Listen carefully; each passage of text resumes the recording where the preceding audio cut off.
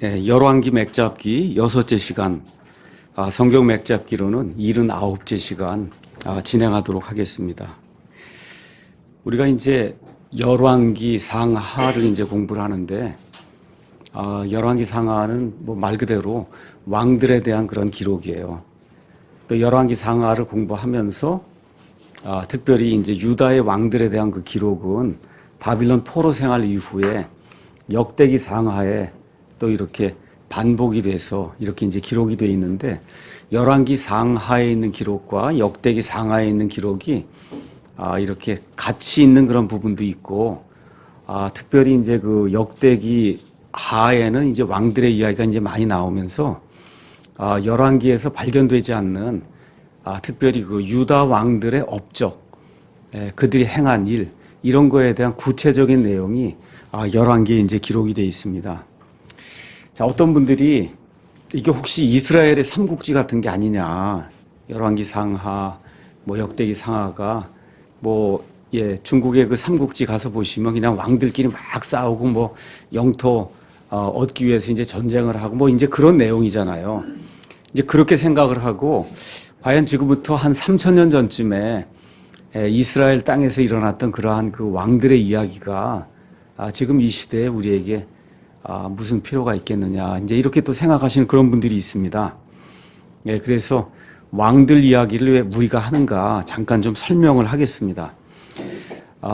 인류의 역사가 지금 한 6,000년 정도 이렇게 된 가운데, 여러분과 제가 이제 성경 가서 보시면 첫사람 아담이 이제 타락을 하고 이제 죄를 지으면서, 창세기 이제 3장 15절 가서 보시면 여자의 씨를 통해서 사람을 이제 구원해 주시겠다고 하는 하나님의 인류 구속 계획이 이제 구체적으로 이제 거기서 이제 실현이 되는 내용이 이제 나옵니다.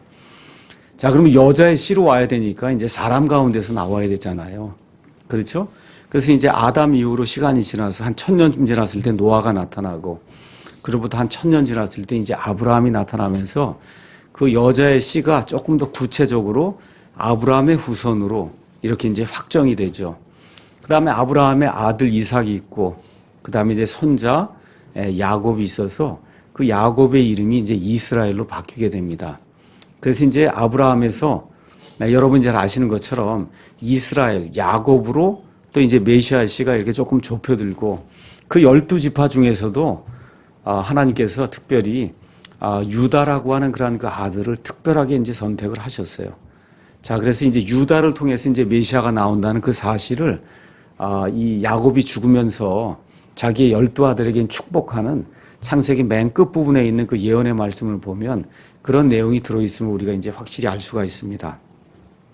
자, 이제 민족을 만들기 위해서 400년 동안 이집트 땅에서 이스라엘 백성이 거하면서 커다란 그런 무리를 이루게 되고, 모세를 통해서 이제 이집트 탈출을 하게 되고, 또 그대로 들어가서는 하나님의 일을 이룰 수 없기 때문에 고통과 시련, 또 훈련하는 그런 과정을 40년 동안 광야에서 다 이룬 이후에 드디어 여호수아와 함께 그들이 바라던 가나안 땅에 이제 들어가게 되죠. 그래서 이제 그 이후부터 또 400년 동안 재판관들의 시대가 이제 이루어지는데, 그때까지만 해도 아직 그 유다 지파에서 뭔가 나온다는 이런 것이 아직 쓰질 않았어요. 백성들이 이제 이 왕을 달라고 요구하면서 사울이 이제 왕이 되고, 그 이후에 이제 다윗이 왕이 되면서 다윗이 많은 영토를 획득을 하고 하나님의 집을 짓기를 구할 때 이 나단 대언자를 통해서 이 메시아 왕국이 다윗의 후손을 통해서 이 땅에 임한다고 하는 구체적인 그러한 그 대언의 말씀을 아브라함부터 1,000년 지났을 때 또 주신 거예요. 그래서 1,000년 지나서 예수님이 이 땅에 직접 오신 거고, 그게 이제 구약이거든요. 그렇죠? 예. 자, 이런 것들이 이제 보면서 왜 하나님께서 유대인들을 선택하셨는가? 구약 성경은 유대인들의 성경이고, 어느 면에서 지금 우리가 공부하는 건 유대인들의 역사를 공부하는 건데, 한국 사람이 아니면 미국 사람이 도대체 왜 유대인들의 역사를 공부해야 되는가? 도대체 유대인들이 어떤 사람들인가? 여기에 대해서 우리가 조금 성경 전체를 통해서 하나님이 유대인들을 선민으로 선택하신 그 목적이 뭔가를 좀 몇 가지로 잠깐 생각을 해볼 필요가 있어요. 첫 번째 목적은 유일하신 참 하나님이 존재한다는 그런 사실을 이방에 있는 타국인들에게 알리기 위해서 하나님도 메신저가 필요한 거잖아요. 그렇죠? 누군가 선포해 줄 수 있는 이와 같은 사람들이 필요해서 하나님이 유대인들이 이제 선정을 하셨고, 또 그 일을 하려고 하니까 하나님의 말씀들을 담은 이런 기록들이 이제 필요했어요. 그래서 로마서 3장 1절, 2절 가서 본 것처럼 유대인들의 장점이 뭐냐? 그들에게 하나님의 말씀들이 맡겨졌다는 거죠. 그렇죠? 그 다음에 이제 잘 아시는 것처럼 이 유대인들을 통해서 결국 요한복음 4장 22절에 그 수가성 여인에게 예수님께서 말씀하는 것처럼 구원이 유대인들에게서 난다. 그 유대인들 중에 유대인으로 예수님이 유다 지파를 통해서 이렇게 탄생하는 이와 같은 것들이 이 땅에 이제 유대인들이 존재하는 이와 같은 궁극적인 이제 목적이다. 우리가 이제 그렇게 볼 수가 있습니다. 자, 그런데 저와 여러분이 이 구약 시대에 특히 이제 열왕기 이런 데 가서 보시면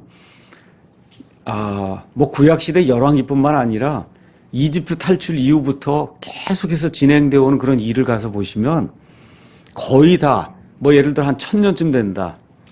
아브라함부터 시작을 해서 그래서 이제 다윗까지 가는 동안 한 1000년, 1000년 이후에 예수님까지 오는 동안 1000년, 그 2000년 동안의 그 역사를 가서 보시면 정말 하나님이 기뻐하는 그런 기간은 전체에 아마 10분의 1도 안 되는 것 같아요. 그렇죠? 하나님을 기쁘게 하는 왕들이 다스리고, 그 다음에 백성들이 정말 참 하나님을 섬기고 한 그건 정말 10분의 1도 안 되는 것 같고, 나머지는 어떻게 저런 사람이 왕이 될 수 있을까? 또 어떻게 이스라엘 백성이 하나님의 선민이라고 하는데 어떻게 저렇게 목석을 하나님이라 그러고 또 금송아지를 하나님이라 그러고 그러면서 어떻게 살 수가 있을까? 이렇게 이거 우리로 하여금 의아하게 만드는 그러한 일들이 거의 대부분이에요. 그렇죠? 그래서 그럼에도 불구하고 하나님은 그 연약하고 부족하고 정말 하나님 우리가 이제 볼 때도 야 정말 형편없다 하는 그런 사람들을 사용하셔서 오래 참으심과 긍휼을 가지고 그들을 통해서 하나님의 일을 이루신다는 거예요. 그러니까 구약 성경을 이렇게 보시면서 저 사람들이 왜 저렇게 형편없어 이렇게 생각하지 마시고 그게 바로 나야라고 생각하시면 그럼 이해하기가 좋으실 거예요. 그게 바로 나다.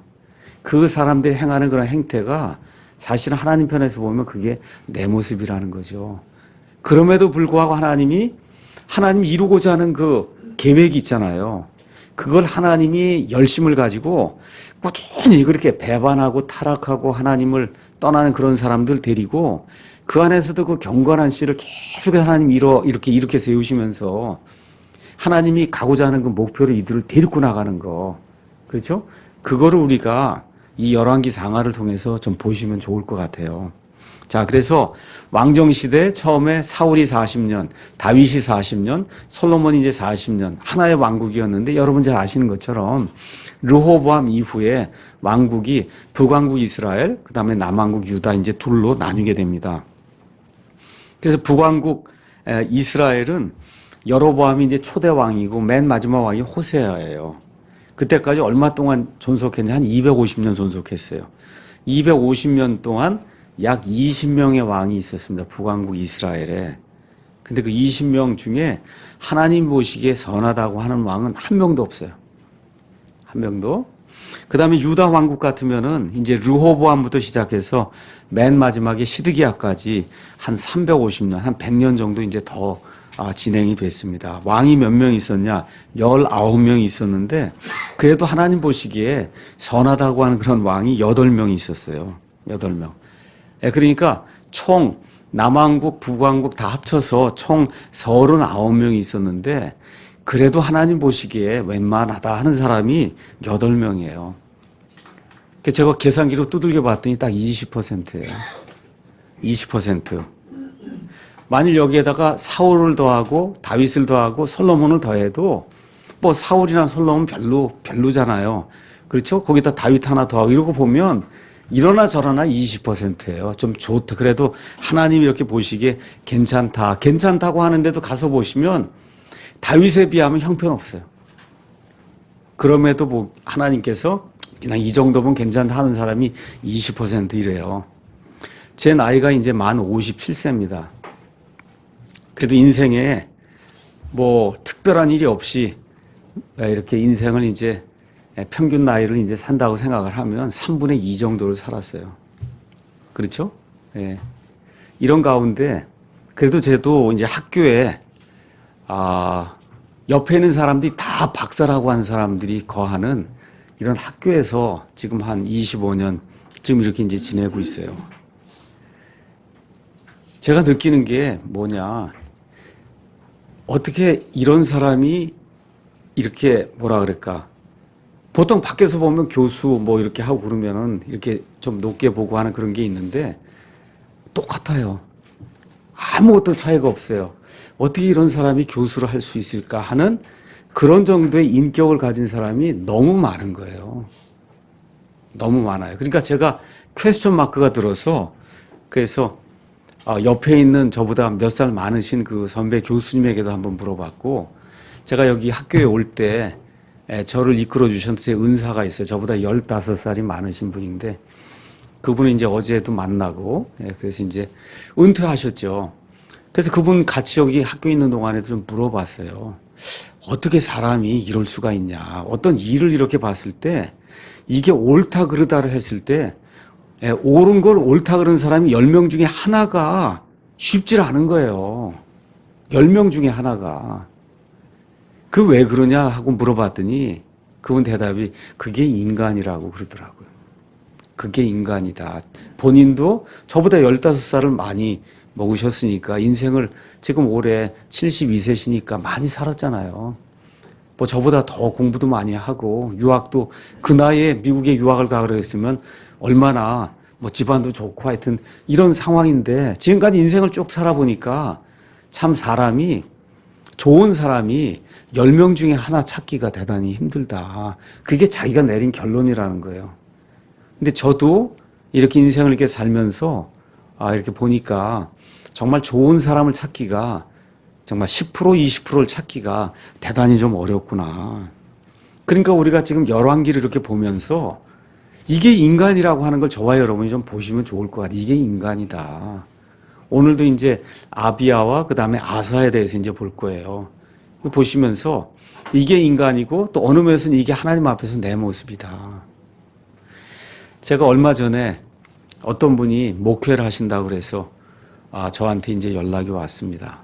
나이가 한 45 이렇게 되시고 그런 분이에요. 제가 우리 교회에서도 이제 안수 받고 그리고 나가서 목회하시는 그런 분들도 이제 계시죠. 젊은 분들이 있습니다. 45, 44 뭐 이렇게 되신 분들이 있어요. 제가 어떻게 이렇게 어드바이스를 하느냐? 딱 하나 어드바이스 하나 하는 게 있어요. 그래서 뭐냐 하면 좋은 사람들하고 교회를 해야 된다. 그렇지 않으면 실패한다는 거예요. 그러니까 좋은 사람들, 인간성이 좀 좋아야 돼요. 인간성이 좀 좋아야지 그냥 고집 피우고 이렇게 그냥 자기 관철이 안 되면 그냥 사람들 모아갖고 뒤에서 뭐 하려고 그러고 이런 스타일의 사람들 가지고 교회를 하면 교회가 안 됩니다, 일단은. 그리고 교회가 돼도 힘들어요. 그 안에 있는 사람들이, 목사도 힘들고. 제가 여러분에게 감사드리는 건 우리 교회에는 좋은 사람이 굉장히 많다는 거예요. 정말 감사해요. 그거에 대해서는. 왜 그러냐. 이렇게 봤을 때 뭐 심각하게 고집을 피우거나 정말 야 이게 이럴 수가 있을까 그런 정도의 사람은 제가 보지 못한 것 같아요. 우리 교회에서 지금까지 나가신 분들도 많이 있지만 제가 감사한 거는 정말 나갈 때도 신사적으로 이렇게 대부분 다 그렇게 나가고 나가서도 그렇게 심각하게 뭘 이렇게 비판하거나 험담하거나 그런 건 글쎄 제 기회에 안 들어와서 그런지 모르겠지만 뭐 제가 볼 때는 일반 교회에서 교회 나간 다음에 뭐 비방하고 하는 그런 거에 비하면 그 수준이 별거 아닌 그런 수준의 그 이야기들 제가 이렇게 뭐 들려올 때 좀 듣기도 하고 이제 그런 게 있었거든요. 그래서 우리가 그래도 하나님의 완전한 말씀이라고 하는 킹제임스 성경을 가지고 있다고 하고 그 다음에 바이블 빌리버로 뭘 한다고 하고 이럴 때는 좀 좋은 사람이 돼야 되지 않겠냐. 아주 간단한 거예요. good people이 돼야 되는 거예요. good people. 뭐 성경 지식이 많고 뭐 이런 게 아니라 사람이 좀 조금 좋아야 되겠다. 그러니까 우리가 아이들을 키우고 할 때도 좀 사람이 좀 좋아야 되겠다. 우리 교회 학교도 그렇잖아요. 아이들 가르치면서도 성경 지식을 집어넣는 게 아니라 먼저 어른 보면 인사할 줄 알고, 그렇죠? 공손하게 어른들의 말에 이렇게 대답할 줄 아는 그런 인간을 키워야지. 성경 지식은 엄청나게 많은데 질서를 지키지 않고 이렇게 교회 안에서 이게 화합을 이루지 못하는 그런 사람들로 어떻게 하나님의 일을 할 수가 있겠어요? 그래서 이런 거 저런 것들을 이렇게 이제 여러분에게 말씀을 드리면서 이게 열왕기를 왜 공부하는 거냐. 인간이 이렇다는 거. 그게 또 하나님 보시기에 저와 여러분이라는 거. 그래서 이런 걸 보시면서 내게 교훈으로 삼아 특별히 우리가 교회를 이룰 때 좀 내 자신이 먼저 좀 좋은 사람이 돼야 되겠다. 남편과 아내 관계도 내가 좀 좋은 사람이 더 돼야 되겠다. 부모 자식 간에도 그렇고 좀 이렇게 조금 생각을 하고 이렇게 사시면은 도움이 좀 많이 될 거예요. 자, 이제 여기 가서 보시면은 누가 몇 년 동안 통치하고 뭐 이런 그 통치 기간 이런 게 나옵니다. 자, 이런 거 보시면서 몇 가지만 제가 좀 이야기를 할게요. 통치 기간을 산정을 할 때 사람마다 틀려요. 또 북왕국 하는 게 틀리고 남왕국 하는 게 틀려요. 그러니까 어떤 거냐. 예를 들어 어떤 사람이 5월에 즉위를 했습니다. 왕에. 그럼 어떨 때는 5월에 즉위한 때를 1년으로 그때부터 즉위한 때부터 그 해가 1년이 되는 거예요. 또 어떤 경우는 그 해는 해로 치지 않고 즉위한 다음 해부터 통치한 해로 쳐서 40년이다 이렇게 계산하기 때문에 이게 조금씩 이렇게 차이가 있을 수 있다는 거. 그걸 또 하나 이제 기억을 하시고 또 하나는 아버지가 있을 때 아들을 좀 왕의 훈련을 좀 시켜야 되겠다. 뭐 예를 들어 이렇게 되면 아버지가 이제 섭정 노릇을 하거든요. 이런 경우에 섭정이 한 3년 간다가 통치 기간이 이렇게 되면 그 3년이 아버지 통치 기간에도 포함될 수 있고 아들이 그때부터 처음부터 시작한 걸로 포함이 될 수 있고 요렇게 되면서 조금씩 이게 계산하는 것이 사람마다 조금씩 틀릴 수 있는 거다. 요런 것들을 이제 기억을 하시면서 조금 차이가 나는 그런 것이 이스라엘 사람들의 연대 계산하는 방법이 획일적으로 똑같지 않다는 거 요것만 이렇게 기억을 하시고 그리고 연대를 좀 살펴보시면 좋을 것 같습니다. 자, 이스라엘 왕국하고 그 다음에 북왕국 이야기가 이제부터는 계속해서 왔다 갔다 해요. 남왕국 얘기하다가 그 다음에 북왕국으로 갔다가 남왕국 왔다가 이게 쭉 왔다 갔다 하면서 여러 왕들의 이제 이야기가 나오는데 저와 여러분이 기억할 것이 있어요. 그것은 뭐냐면 북왕국 이스라엘은 20명 정도의 이제 왕이 있었고 그 다음에 통치 기간이 250년이 됐는데 그 안에 왕조는 자그마치 9개나 있습니다. 왕조가. 알겠죠? 그러니까 예를 들어 여로보암 시작하다가 나답에서 죽으면 그러면 다른 사람이 또 일어나서 그냥 그래도 나라는 북이스라엘인데 그걸 그걸 연이어서 나가면서 그 다음 사람 한 3대 정도 또 나가다가 또 살해를 당해서 또 다른 사람이 하다가 또 이렇게 해서 자그마치 왕조라고 우리가 얘기하는 거예요. 그 왕조가 9개나 있어요. 이스라엘에는. 유다에는 몇 개가 있겠어요? 네, 하나밖에 없는 거예요. 그 유다에 하나밖에 없는 그 왕조를 통해서 싫으나 좋으나 그 이스라엘의 유다의 그러한 그 부족한 그런 왕들을 통해서 맨 끝에 가서 예수님이 나오시는 거예요. 예수님이. 그렇게 기억을 하시고 이스라엘에는 왕조가 9개나 있지만 유다에는 하나가 있어요. 그 하나를 유지하시는 그 목적이 뭐냐. 하나님께서 다윗에게 한 등불을 마련해 주시고 그래서 다윗의 후손으로 오시는 그 메시아를 하나님이 주신다고 하셨기 때문에 그래서 다윗의 왕조가 하나로 유지가 되면서 끝까지 나가는 그런 모습이 성경에 기록이 되어 있다. 이렇게 이제 기억을 하시고 오늘은 아비암과 아사. 아비암은 이름이 여기 열왕기상에는 아비암이로 나오고 그다음에 역대기하 13장에 아비야로 나옵니다. 근데 보통 아비야라고 이제 많이 부르니까 제가 오늘은 아비야라고 이야기하겠습니다. 그래서 열왕기상 15장 1절에서 8절에는 아비야 이야기가 나와요. 그다음에 그 아비야 이야기는 구체적으로 역대기하 13장에 이제 나옵니다. 우리가 이제 지난주에 또 지지난주에 살펴봤듯이 르호보암이 많은 아내를 두고 그래서 여러 아들들을 이제 많이 뒀습니다. 근데 이제 르호보암이 여러 아내들 중에 누구를 제일 좋아했다 그랬어요? 압살롬의 딸 아니면 압살롬의 손녀라고 불리는 마아가를 좋아해서 그 마아가가 낳은 아들이 아비야인데 그 아비야를 아예 일찍 선택을 해서 이 유다를 다스릴 왕으로 만들어 놨어요. 근데 아들들이 워낙 많으니까 그 안에서 가족끼리 싸움이 생기면 안 되니까 미리 자기가 살아있을 때 여러 지역으로 그 아들 다 보내갖고 그래서 아비야가 왕권을 이제 굳세게 이렇게 유지할 수 있도록 그렇게 이제 만들어 놓고 이제 죽는 그런 내용이 나옵니다. 자, 아비야에 대해서 한번 평가를 한번 보겠습니다. 15장 3절. 그가 몇 년 동안 통치했냐? 2절 가서 보니까 3년 동안 통치했다. 그의 어머니 이름은 아비살롬, 아비살롬의 딸 마아가라고 되어 있는데 아비살롬이 누구라 그랬습니까? 압살롬하고 똑같은 그런 이름이다 그렇게 이야기했습니다. 그가 전에 자기 아버지가 자기 앞에서 행한 죄들 곧 자기 아버지의 모든 죄 가운데 걸어서 아버지가 누구예요? 르호보암이죠. 그의 마음이 자기 조상 다윗의 마음처럼 주 자기 하나님께 대해 완전하지 아니하였으나 그럼에도 불구하고 하나님이 그 씨를 멸하지 않는 이유가 다윗을 위하여 주 그의 하나님께서 그에게 예루살렘에서 등불을 주셔서 그의 뒤를 이을 아들을 세우고 예루살렘을 굳게 세우려 하셨다.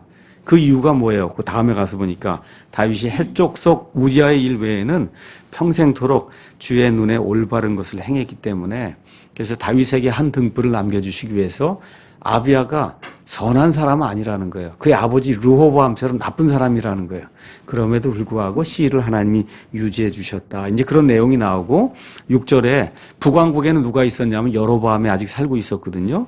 그래서 르호보암과 여로보암 사이에 그의 평생 동안 전쟁이 있는 그때 이제 르호보암이 죽으니까 그의 아들 아비야가 일어나서 여로보암하고 계속해서 싸우는 그런 내용이 이제 그 안에 기록이 되어 있습니다.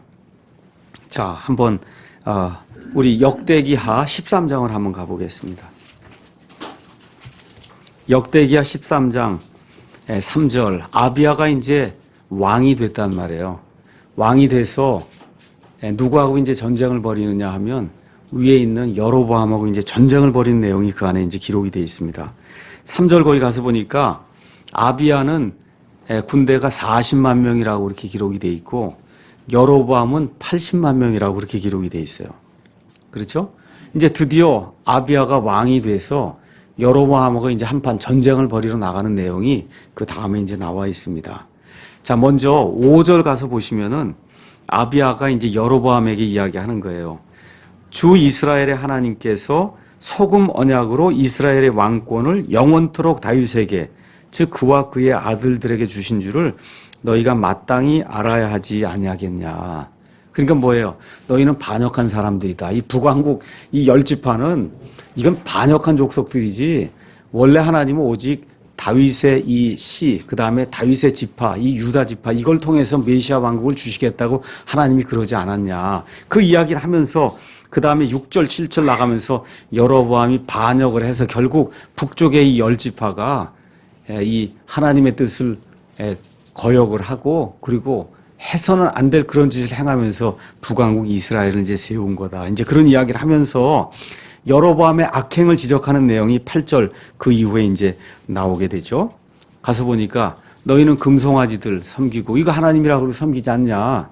단과 베델에 하나씩 세워두고 예루살렘에 오지 못하도록 하지 않냐. 또 누구든지 거기 가서 보니까 9절에 어린 수소 한 마리하고 순양 7마리만 가지고 가면 레위 사람이 아닌데도 불구하고 아론의 아들이 후손이 아닌데도 불구하고 아무나 제사장 되게 해서 이 잡신들을 섬기게 하는 그런 악한 일을 하고 있지 않냐. 그런데 우리는 아론의 그 후손들이 대대로 이어오면서 제사장 그 역할을 하면서 하나님이 원하신 그와 같은 예배를 드리고 있다. 이런 이야기를 쭉 이제 이야기하는 거예요. 그렇죠? 이거 이야기하면서 12절에 우린 군사가 이제 사실 40만 명뿐이 없고 너희 여로보암이 지금 80만 명이 있는데 12절에서 이제 뭘 얘기하는 거냐? 그럼에도 불구하고 하나님이 우리를 위해서 싸우신다. 그렇죠? 예. 이렇게 이제 하면서 전쟁을 벌일 때 여로보암이 복병을 세우고 여러 가지 일을 했지만 결국 하나님이 나가서 싸우시니까 17절에 이제 가서 보니까 이 북쪽의 이스라엘 사람들 가운데 80만 명 가운데 50만 명이 쓰러져 죽는 이와 같은 그 내용이 그 안에 이제 기록이 되어 있고 18절에는 어떻게 40만 명이 50만 명을 죽이면서 이 전쟁에서 이길 수 있는가 그 이유가 그 안에 나와 있어요. 이와 같이 그때 이스라엘 자손이 항복하고 유다 자손이 이겼으니 이는 그들이 주 자기 조상들의 하나님을 의지하였기 때문이다. 영어로 가서 보시면 really라고 하는 말을 썼어요. 우리 중학교, 고등학교 다닐 때 rely, R-E-L-Y, 누구에게 의지한다, 의탁한다 이런 얘기거든요. 하나님을 의지하였기 때문에 하나님께서 그들을 위해서 나가서 싸우실 때 사람 보시기에는 어떻게 40만하고 80만이 상대가 되겠어요. 근데 하나님이 승리를 주시는 그런 내용이 이제 그 안에 기록이 돼 있고, 이 전쟁에서 이제 패한 이후에 여로보암이 힘을 잃고 다시는 힘을 회복하지 못했다고, 그러면서 이제 죽임을 당했다고 하는 내용이 20절에 이제 기록이 돼 있습니다. 이렇게 돼서 아비야는 단 3년 동안, 이상하게도 젊은 사람인데 이 여로보암하고 전쟁 끝나고 나서 그러고서는 하나님 의지하고 해서 다 이기고 난 이후에는 악하게 행했다 그래요. 그 악한 내용 구체적으로 나와 있지 않은데 그렇게 악하게 행하다가 3년 살다가 죽었다고, 통치를 3년 하다가 죽었다고 이렇게 이제 성경에 나옵니다. 그러니까 제가 뭐 정확하게 여기 나이가 나와 있지 않으니까 정확하게 모르지만 가서 보니까 르호보암이 41살의 왕이 됐어요. 41살. 그리고 얼마 동안 통치를 했냐면 17년 동안 통치를 했습니다. 그러니까 그 아버지가 58세에 죽은 거예요. 58세에 죽고 지금 아비야가 왕이 됐으니 뭐 이래저래 다 해봐도 뭐 32살 이쯤에 왕이 되지 않았겠습니까? 그렇죠? 뭐 이쯤에 돼서 왕이 돼서 3년 하고 죽었으니까 한 35살쯤에 죽은 거예요. 그렇게 이해를 하시면 됩니다. 자, 그 다음에 이제 이스라엘의 이 유다, 남한국 유다에 아주 좋은 그런 왕이 이제 등장을 하죠. 그 왕의 이름이 아사입니다. 아사는 여기 열왕기상으로 가서 보시면 9절에서 열왕기상 아까 우리가 읽은 거기 15장에는 9절에서 24절에 기록이 돼 있고, 그러니까 몇 절 안 나와요. 한 15절 정도뿐이 안 나오는데 아사의 이야기는 상당히 중요해서, 또 아사가 하나님을 위해서 놀라운 일들을 많이 했고, 그래서 아사의 이야기는 역대기 하에 14, 15, 16장에 3장이 기록될 정도로 아사 이야기가 많이 이 안에 할애가 이제 되어 있습니다. 그래서 우리가 한번 가서 열왕기상 15장 가서 한번 보겠습니다. 다시. 이스라엘 왕 여로보암의 제20년에 아사가 유다를 통치하고 예루살렘에서 41년 동안 통치했더라. 근데 가서 보니까 이상한 내용이 나와요. 그의 어머니의 이름은 아비살롬의 딸 마아가더라. 이렇게 기록이 되어 있어요. 우리 2절도 한번 가서 보세요. 2절은 아비야 이야기하는 거죠. 아비야가 예루살렘에서 3년 동안 통치하니라. 그의 어머니의 이름은 아비살롬의 딸 마아가더라. 이렇게 기록이 되어 있어요. 그럼 이것만 두 개만 봐서는 아비야하고 아사가 어떤 것 같아요? 형제인 것 같잖아요. 그렇죠? 형제로 그렇게 되어 있어요. 근데 8절에 가서 보니까 아비암이 자기 조상들과 함께 잠들매 그들이 그를 다윗의 도시에 묻으니 그의 아들 아사가 그를 대신하여 통치했다. 그렇죠? 그러니까 여기는 아들이라 그러고, 그 다음에 여기 마아가의 아들이라고 둘 다가 그런 걸 보면 둘 다가 형제인 것 같고, 지금 이렇게 이제 기록이 되어 있지 않습니까? 그렇죠?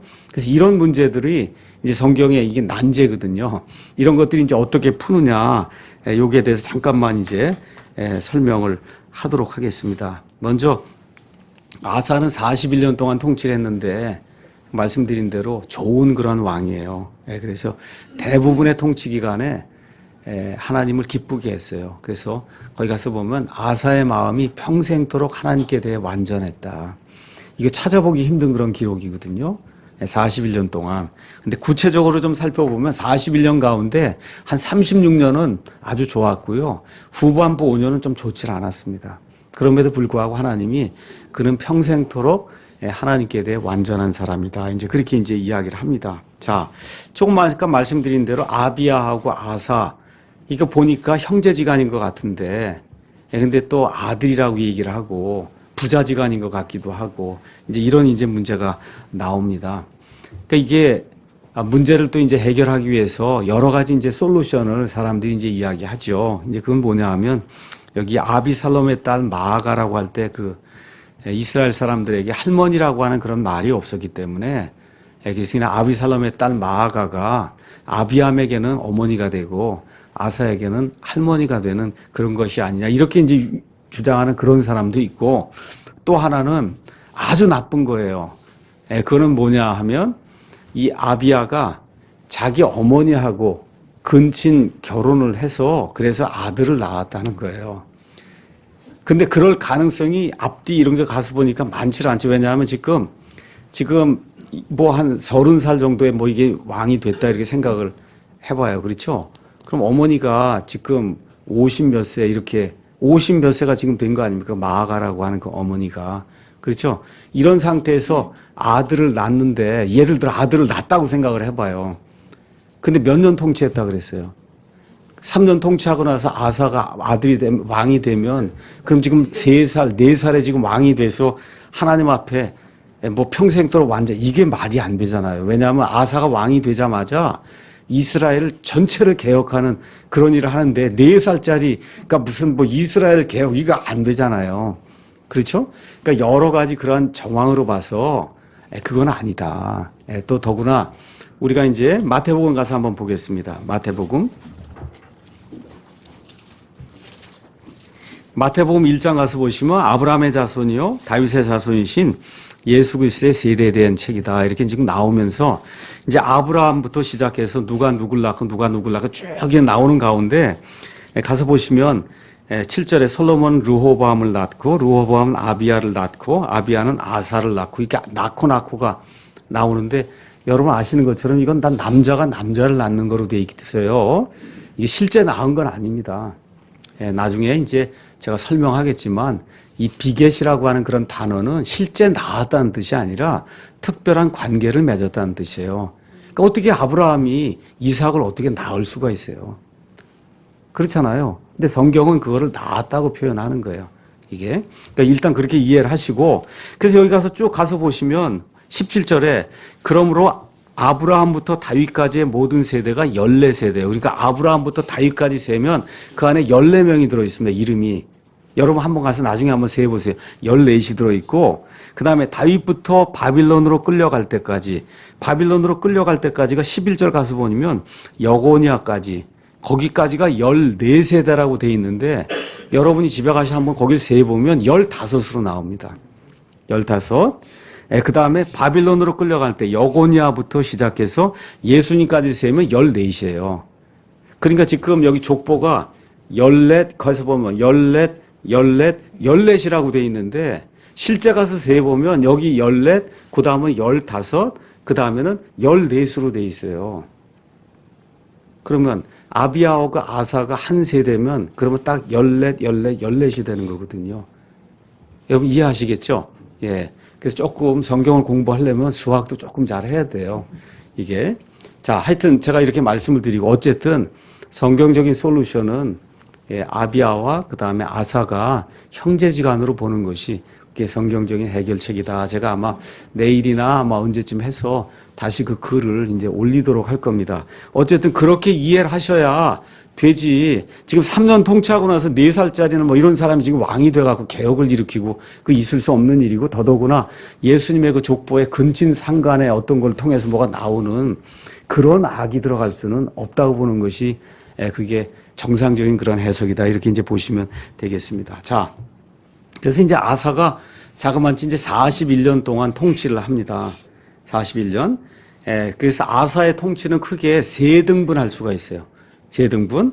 그래서 첫 번째 나오는 게 일단 가셔서 여러분 9절에서 24절에 여기 15장 9절에서 24절에 나와 있는 그 내용이 아사에 대한 내용이고 25절부터는 여로보암의 아들 나답의 이제 이야기가 나오니까 그래서 이제 아사의 이야기가 열왕기상 15장 9절에서 24절에 이게 나와 있는데 이거를 구체적으로 더 표현한 게 역대기 하에 13장에서 16장까지예요.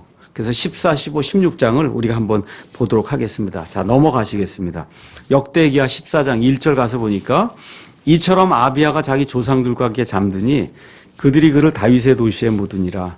그의 아들 아사가 그를 대신하여 통치하니 그의 시대에 그 땅이 10년 동안 평온하였더라. 그러니까 아사가 41년 통치했는데 처음에 10년 동안 땅이 평온했다고 이렇게 기록이 돼 있어요. 여기 그러는 동안에 아사가 주 자기 하나님의 눈에 선한 것과 올바른 것을 행하였으니 나오면서 그가 이방신들의 제단들과 산당들을 제거하고 형상들을 부수고 작은 숲들을 베어내고 유다에게 명령하여 주 그들의 조상들의 하나님을 구하게 하며 율법과 명령을 행하게 했다는 거예요. 그러니까 뭐 4살짜리가 뭐 이런 거 한다는 건 그건 불가능한 이야기고, 그 다음에 지금 나이 면에서 봤을 때 아비야가 지금 3년 하고 죽었잖아요. 그런 걸로 봤을 때 형제가 통치를 하면서 한 41년 정도 갔다 이렇게 보는 게 그게 이제 자연스러운 그런 해석이다. 이렇게 이제 우리가 볼 수가 있습니다. 자, 이렇게 되면서 이스라엘 땅에 대개혁을 일으키는 내용이 이제 그 안에 기록이 된 겁니다. 이것과 동시에 6절에서 8절에는 지금 이게 땅이 평온할 때 이 군대들을 정비하고 그 다음에 도시들을 강화해야 되겠다 이런 생각이 들어서 6절에서 8절 가서 보시면 그가 유다의 성벽을 두른 도시들을 건축하였으니 이는 주께서 그에게 안식을 주셨으므로 그 땅에 안식이 있었고 또 그 해들에 그에게 전쟁이 없었기 때문이라. 그래서 전쟁이 없을 때 군대들을 정비하고 그 다음에 많은 도시들을 강화하는 그런 내용이 이제 그 안에 기록이 돼 있어요. 근데 이제 이게 끝나고 나니까 6절에서 8절부터 드디어 이거 끝난 이후에 8절 가서 보니까 어느 정도 군사가 있었냐. 유다에서 30만 명, 베냐민에게서 28만 명에서 58만 명의 군대를 이제 아사가 마련해 놓는 내용이 이제 그 안에 기록이 돼 있고 군대를 이렇게 준비하는 동안에 아사가 신경을 썼던 내용이 7절에 기록이 돼 있어요. 그래서 뭐냐 하면 우리가 이제 성벽도 만들고 망대 문과 빗장을 다 만들고 그거 하면서 우리가 주 우리 하나님을 구하고 우리가 그분을 구하였으므로 그분께서 우리에게 사방에 안식을 주셨다. 그러니까 지금 우리가 이렇게 평안을 누리고 있는 이 이유가 뭐냐? 전심을 다해서 지난 한 10년 동안 하나님의 얼굴을 구했다는 거예요. 하나님의 얼굴을 구했다. 자, 이러고 나서 어떤 일이 생기냐? 9절 가서 보니까 이제 10년이 지나갔어요. 모든 걸 다 준비하고 강화하고 그렇게 했는데 10절에 가서 보니까 에티오피아 사람 세라가 그들을 치려고 100만 명의 군대와 병거 300대를 거느리고 나와 마레사에 이르렀다. 그러니까 여기는 58만 명이고 여긴 지금 100만 명이고. 그래서 저와 여러분이 이것도 조금 좀 교훈으로 이렇게 좀 생각을 해야 될 것 같아요. 그래서 뭐냐 하면 이제 교회를 하거나 아니면 가정을 이렇게 운영할 때도 좀 모든 게 잘 되고 평안할 때 악한 때를 좀 대비를 해야 되겠구나. 이것도 좋은 그러한 그 전략인 것 같아요. 그러니까 뭐 일이 다 잘 되고 할 때 그때 흥청망청 뭐 이러는 것이 아니라 그때 이렇게 성벽도 쌓고 군사들도 정비하고 이렇게 이게 다 끝나고 나니까 딱 10년이 지나고 나니까 100만 명이 지금 쳐들어오는 내용이 이 안에 이제 기록이 돼 있지 않습니까? 그래서 우리 교회가 좀 이렇게 평안하게 지금 교회가 사실 어느 면에서 평안하잖아요. 이게 평안할 때 조금 좀 잘 이렇게 훈련을 좀 하고 이렇게 해서 정신 무장을 좀 해야 되지 않겠는가. 이런 것들도 하나 이제 교훈으로 좀 받으면 좋을 것 같습니다. 자, 여기는 58만 명이고 저긴 100만 명이니 이것도 거의 2대1의 싸움 아니에요. 이렇게 될 때 아사가 참 하나님을 신뢰했다고 하는 게 11절에 참 멋있는 그런 말로 이렇게 표현이 되어 있습니다. 한번 제가 읽어보겠습니다. 11절 거기 가서 보니까 아사가 주 자기 하나님께 부르짖어 이르되 주여 많은 사람들로 돕든지 능력이 없는 자들로 돕든지 주께는 그것이 아무것도 아닙니다. 오 주 우리 하나님이여 우리를 도우소서. 우리가 주를 의지하오며 주의 이름으로 이 무리를 치러 나가나이다. 주의 이름으로 누가 이랬어요? 골리앗을 치러 나갈 때 다윗이 만군의 주 여호와의 이름으로 내가 나간다. 하나님의 이름으로. 이름을 불렀다는 게 아닙니다. 그 전 인격체를 신뢰했다는 거예요. 그게 이름의 의미가 그런 이야기예요. 그렇죠? 이렇게 이제 이야기하면서 주의 이름으로 이 무리를 치러 나가나이다. 오 주여 주는 우리 하나님이시오니 사람이 주를 이기지 못하게 하옵소서. 참 멋있는 말이에요. 우리를 대적하는 그런 사람들이 많이 있거나 할 때 이게 뭐 교회 문제든 아니면 가정의 문제든 사람이 우리를 이기지 못하게 그렇게 도와주시기 바란다. 얼마나 좋아요. 그렇죠? 여기 가서 보니까 우리가 이제 이 사무엘기 가서 한번 잠깐 보겠습니다. 사무엘기상 14장 가서 보시면 거기 요나단이 블레셋 사람들하고 오랫동안 숨어 있다가 이제 싸우러 나가는 그런 내용이 나오는데 아마 그 요나단의 그런 기사하고 상당히 좀 비슷합니다. 가서 사무엘기상 14장 6절 가서 보니까 이렇게 이제 기록이 돼 있어요. 요나단이 자기의 병기를 든 청년에게 이르되 오라 우리가 이 할례 받지 않은 자들의 수비대에게로 건너가자. 혹시 주께서 우리를 위하여 일하시리라. 많은 사람으로 구원하시든지 혹은 적은 사람으로 하시든지 주께는 제약이 없느니라. 똑같은 얘기잖아요. 많은 사람으로 하시든지 적은 사람으로 하시든지 주께는 제약이 없다. 참 어저께 이제 제 은사 그 교수님을 만나서 이런저런 이야기를 하는 가운데 그래도 어쨌든 제 인생을 이렇게 쭉 돌이켜보는 그런 시간 한번 가졌어요. 그런 거 하면서 사실은 예배당 짓는 거 이제 이런 것도 이제 이야기를 쭉 하는 가운데 정말 하나님께서 함께 하셔서 내년에 예배당을 짓는다고 하면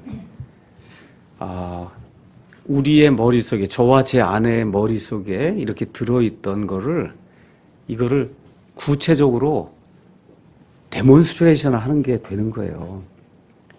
우리가 성경도 우리 힘으로 그렇잖아요. 번역해서 어쨌든 냈잖아요. 찬송가도 우리가 원하는 대로 가사 틀리지 않게 해서 하였잖아요. 교회도 여기까지 해서 이렇게 했잖아요. 그렇죠? 또 성경적인 그런 형태로 우리가 돈도 이렇게 강제로 내라 그러지 않고 이렇게 빌려달라고 하는 그런 형태를 취해서 그래도 어쨌든 한 2,000명이 들어가는 그런 예배당을 우리가 이렇게 건축을 하고 그리고 세상 모든 사람들에게 하나님께서 이런 일을 이루셨다고 이야기를 할 수 있는 거잖아요. 데몬스트레이션을. 그러니까 머릿속에 이런 구상을 가지고 있는 거, 우리 이런 구상이 있다는 거하고 실제 우리가 이걸 했다는 거는 그 다른 거잖아요. 그 일이 저와 여러분을 통해서 지금 이루어지고 있는 거예요, 이게. 그러니까 이런 걸 이렇게 보시면서 주께는 제약이 없다. 제약. 사람에겐 제약이 있잖아. 이건 뭐 하려고 그러면 이게 잡아당기고 이게 제약이잖아요. 못하게 막는 게 많은데 많은 사람으로 하든 적은 사람으로 하든 우리가 믿음을 가지고 하게 될 때 우리 홍수대 형제님이 올해 한 40억 건물을 짓자 그래서 처음에 뭐라 그랬어요? 그게 어떻게 가능하냐. 근데 나중에 그렇게 100억이 됐다는 거예요. 근데 지금 보니까 100억도 가능하다는 거예요. 이게 참 이상한 거예요. 이게 우리가 처음에 이거 이사를 가야 되는데 도저히 아무것도 없으니 한 300평 해서 지하 파갖고 어떻게 들어가자 뭐 이런 식으로 이걸 구상을 했던 때가 있었거든요. 근데 지금은 100억을 해도 우리가 감당할 수 있다. 이런 정도로 이게 올라왔단 말이에요. 근데 사람은 변한 게 아무것도 없어요. 똑같이 사람은 올해 뭐 처음부터 끝까지 지금 사람이 변한 게 없는데도 이게 어떻게 일이 이렇게 진행이 되면서 사업하시는 분들도 다 잘 되고 우리 성도님들도 다 풀링에 참여해 주시고 같이 해보자 그러고 이게 이렇게 되다 보니까 제약이 없는 거예요. 제약이.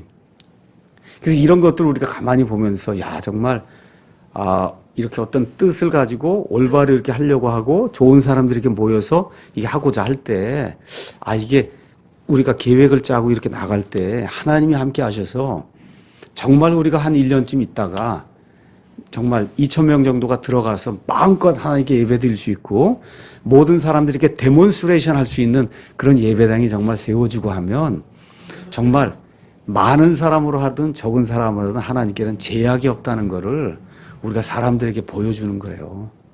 그렇잖아요? 이런 생각을 하면서 참 하나님께 감사하다는 이와 같은 것들을 이제 고백을 해봤습니다. 자, 이렇게 아사가 하나님을 신뢰하게 될 때 이때도 누가 일하시냐? 하나님이 일하시는 거예요. 그것도 갑작스럽게 일하십니다. 갑작스럽게. 그래서 여기 이스라엘 왕들 선한 사람이 하나도 없어요. 유다의 왕들은 뭐 한 7, 8명 좋은 사람이 있는데 유다의 왕들 그 좋은 사람들 생애를 가서 보시면 갑작스럽게 하나님이 일하시는 게 많이 나와요. 첫 번째 어디에 나오냐? 여기 13장에 아비야도 어찌됐든 유다의 왕으로 메시아 계보를 이을 사람인데 여러분과 싸울 때 갑자기 하나님이 일하시고 여기 지금 아사도 하나님이 갑자기 일하시고 18장에 가서 보면 여호사밧 이야기가 나오는데 여호사밧이 죽을 뻔한 그런 고비를 맞는데 하나님이 갑자기 나와서 일하시고 마지막으로 32장에 가서 보시면 아시리아 사람들의 그 군대를 이 히스기야에게 가져오셨다가 히스기야가 갑자기 그들에게 구출받는 그런 내용이 나와요. 이런 것들을 가만 보시면서 우리가 선하게 하나님을 의지하고 이렇게 나갈 때 우리 힘으로 안 될 것 같을 때 그때 하나님이 갑작스럽게 일하는 경우가 있다는 거. 우리 그리스도인들이 우리 힘으로 안 될 때 이것도 안 되는 거거든 지금 아사도. 그렇지 않습니까? 우리가 만일 정말 예배당을 건축하면 이게 우리 힘으로 안 되는 걸 갑자기 해주시는 거예요. 그렇게 저와 여러분이 이해를 하셔야 될 겁니다. 자, 이렇게 해서 이제 추가 개혁을 실시하는 내용이 여기 역대기야 15장 그 이후에 이제 계속해서 이제 나옵니다. 그 다음에 이제 가서 한번 보도록 하겠습니다. 자, 15장으로 이제 넘어가서 보시니까 이제 에티오피아 군대를 이기고 돌아올 때 누가 나오냐 하면 1절에 하나님의 영께서 오뎃의 아들 아사랴에게 임하셔서 이제 추가 개혁을 해야 될 때다. 이렇게 되니까 이제 그가 아사를 맞으러 나가서 그에게 이르되 아사와 온 유다와 베냐민아 너희는 내 말을 들으라. 너희가 만일 주와 함께하면 그분께서 너희와 함께 하시느니라. 너희가 만일 그분을 구하면 그분을 만나려니와 너희가 만일 그분을 버리면 그분께서도 너희를 버리시리라. 제가 여러분 이게 제 책에 이런 구절은 제가 빨갛게 줄을 그어놨거든요. 읽으면서 이게 그냥 제가 읽으면서 제 마음속에 여기 있는 그냥 그대로예요. 너희가 만일 주와 함께하면 그분께서 너희와 함께하고 너희가 만일 그분을 구하면 그분을 만나려니와 너희가 만일 그분을 버리면 그분께서도 너희를 버리신다. 이게 우리 사랑침례교회 모든 성도들의 삶의 좀 모토가 되면 좋을 것 같아요. 얼마나 좋아요. 그렇지 않습니까? 예. 이렇게 이제 하면서 3절의 내용은 재판관들의 시대에 거기 왕도 없고 제사장도 없고 하나님도 알지 못하고 율법도 없고 이렇게 이제 하게 될 때 4절 그들이 고난을 당할 때 주 이스라엘 하나님께로 돌아가 그분을 구하고 그분을 만나지 않았냐. 기도원 시대도 있고 이게 여러 그런 것들은 이제 언급을 하면서 그 이야기를 이제 하면서 에티오피아를 이겼다 그래서 자만하면 안 되고 이제부터 시작을 해서 추가 개혁을 해라. 그게 언제까지냐? 11년부터 시작해서 35년까지 얼마 동안이냐? 25년 동안 추가 개혁을 하는 내용이 그 안에 이제 기록이 돼 있어요. 그래서 하나님의 대언자가 와서 이 말씀을 주니까 아사가 힘을 얻은 거예요. 그 전에도 물론 이 우상들도 이제 다 철폐하고 했지만 아직까지 남아있는 게 있단 말이에요. 도저히 하지 못했던 거. 그거 이제 철폐하는 그런 내용이 그 안에 이제 기록이 돼 있어요. 이렇게 되니까 8절에 아사가 이 말들과 또 대언자 오뎃의 대언을 듣고 용기를 내갖고 유다 베냐민의 사람들을 이제 예루살렘으로 이제 모으는 그런 내용이 10절에 기록이 돼 있어요. 그래서 이들을 다 모은 다음에 12절에 그들이 마음을 다하고 혼을 다하여 주 자기 조상들의 하나님을 구하기 위해 언약 속으로 들어가되 누구든지 주 이스라엘 하나님을 구하지 아니하는 자는 작은 자든 큰 자든 남자든 여자든 죽이기로 한 거예요. 그러니까 아사가 그 전에 우상들 다 없애고 그랬는데 못하던 게 있었어요, 여전히. 그렇죠? 그런데 에티오피아하고 싸우고 나서 그 다음에 이 대원자가 와서 힘을 내서 추가 개혁을 하라고. 그렇게 할 때 이제 추가 개혁이 이제 나오는 거예요. 그렇죠? 이렇게 해서 온 유다가 그 맹세를 기뻐했다는 거예요. 그들이 마음을 다하여 맹세하고 전적으로 갈망하며 그분의 마음을 구하였으므로 그분을 만났고 참 귀한 말이죠. 전적으로 하나님을 찾을 때 하나님이 만나 주셨다는 거예요. 또 주께서 그들의 사방에서 그들에게 안식을 주셨다. 이렇게 되면서 아사가 추가 개혁을 하면서 했던 그 일이 첫 번째가 뭐냐? 아사 왕의 어머니가 지금 여기 뭐래? 마아가가 우상을 숭배하니까 그 우상을 완전히 다 깨버리고 그 다음에 어떻게 했어요? 왕비를 폐위시키는 그와 같은 일을 과감하게 이제 하는 내용이 이제 그 안에 기록이 돼 있어요. 어머니까지 이렇게 하는데 지금 우리나라 대통령도 그렇고 지금 다 여태까지 문제가 뭐예요? 측근들 비리 때문에 대통령 되면 그냥 그것 때문에 어려움을 겪었는데 측근 중에 측근이 어머니 아니에요. 그렇죠. 어머니를 아예 폐위를 시키고, 예, 이렇게 하면서 개혁을 하는 그러한 일들을 한 거예요. 그렇게 되니까 17절에 산당들은 이스라엘에서 제거하지 아니하였더라. 아직 부족한 게 있었다는 거예요. 그런데 그럼에도 불구하고 아사의 마음이 평생토록 완전하였다. 아, 이거 얼마나 멋있어요. 그렇죠? 그럼에도 불구하고 사람이기 때문에 우리가 또 다윗처럼 그 정도로 완전할 수는 없거든요. 그럼에도 불구하고 하나님이 우리를 보시고 그럼에도 불구하고 그의 마음이 평생토록 완전했다. 이렇게 하나님이 우리를 불러주기를 간절히 원합니다. 자, 이렇게 돼서 19절에 아사의 통치 제35년까지 다시는 전쟁이 없었다. 이러고서 이제 아사가 죽었으면 얼마나 좋았겠어요.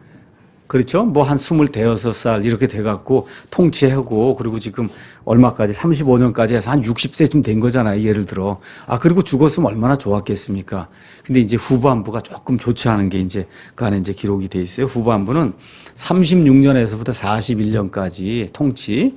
그래서 6년 동안의 내용이에요. 이게 어떤 일이 생겼냐?